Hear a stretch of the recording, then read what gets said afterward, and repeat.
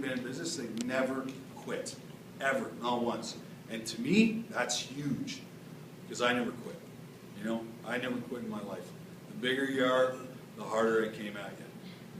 And that's the way these guys are when it comes to their integrity, how compassionate they are, when they get phone calls and they get people reaching out for help. Because guess what?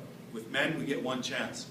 If a man picks up the phone and calls a center and there's no room and there's no funding available, guess what? We never see him back again. He's done, he's gone. And guess what? Who knows what he's doing after that?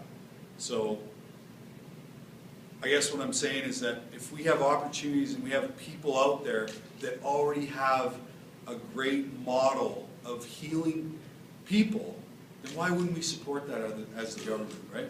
Because drug and rehab centers cost people between $10,000 to $50,000 to go for 30 days of treatment. They have a 1 in 30 success rate when that person leaves the treatment center that they'll go on to have continuous sobriety. Whereas Kim's group, we're talking high percentages. Can I say 80? 80% of the people that go through the Quinte Sexual Assault Center are doing well. Actually, they're taxpayers again. Go figure, They're not a burden on society anymore. And that's important to us. That's important. And when we don't get acknowledged for doing good work like that, then, I have to say what I have to say when it comes to talking about you guys in the press.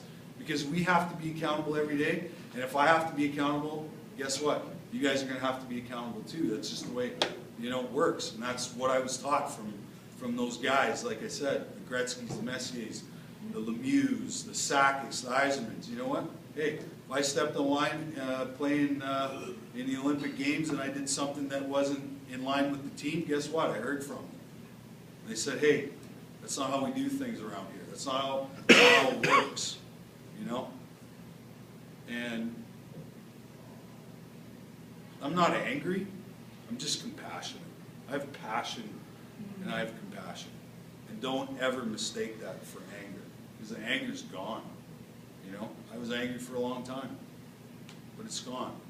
And now that has turned into passion and compassion, because I see it every day. I read it every day. People seek me out every day to tell their deepest, darkest secrets. And that reveal gets rid of the shame. And that shame allows people to move forward and open doors in their life that they thought were closed forever.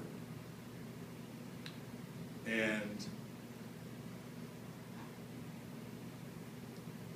another group that is near and dear to my heart is there's a lady that used to bring a bunch of kids to my hockey school in Calgary a long time ago. And 39 years ago, she was living on Skid Row in Winnipeg, Manitoba.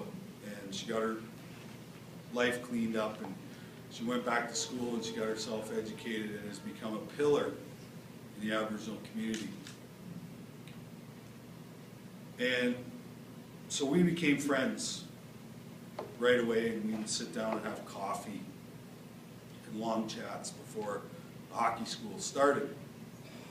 And then I got traded from Calgary and we lost touch. And I moved back to Calgary in 2006. And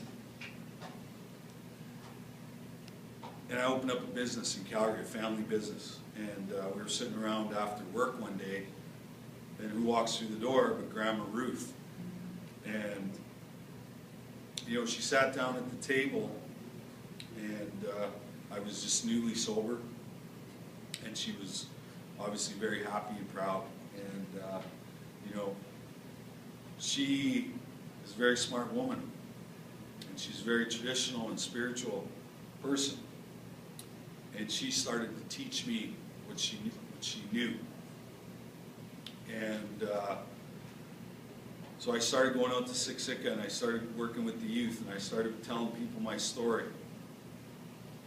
And I started participating in the ceremonies, the sweat lodges, the powwows, the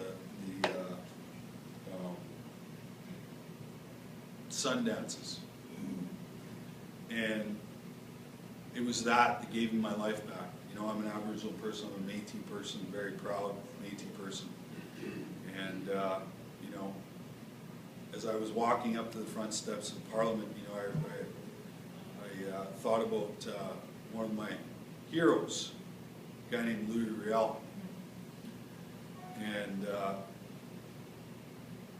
what incredible leadership he had, and how educated he was, and how forward-thinking he was. And as I was, you know, walking with the group of people, I thought, you know, I thought of him and what happened to him. And you know, I certainly am extremely grateful that, you know, somewhere along the line I've had so many amazing people come into my life and help me find a path of healing. It doesn't necessarily